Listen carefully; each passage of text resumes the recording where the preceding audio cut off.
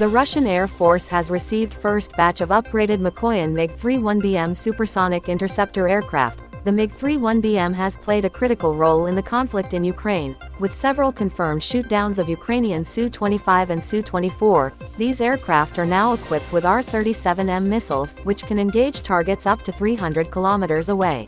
India and Russia are in talks to revive the production of Sukhoi su30 Mki in India and export it to foreign buyers. After finishing the production for the Indian Air Force order, the Su30 Mki production line at Nasik has been undertaking overhauls and scheduled servicing of the aircraft. Restarting the production lines with an eye on exports will help India bolster its defense exports while utilizing its existing capabilities. Kenya has taken delivery of the first batch of military helicopters promised by the U.S. Two UH-1 Huey military choppers arrived in the African nation earlier this month and 6 more Hueys are set to arrive next month. The choppers are expected to improve Kenya's ability to perform counter-terrorism and peacekeeping missions.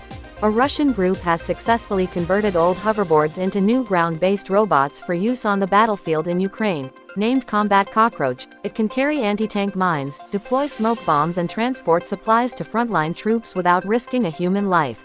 Australia has awarded Thales a contract to manufacture 15 Bushmaster armoured infantry vehicles with contract worth $30.3 million. These new vehicles will be specially configured as command and control vehicles for the Long-Range Artillery Regiment of the High Mobility Artillery Rocket System of the Australian Army.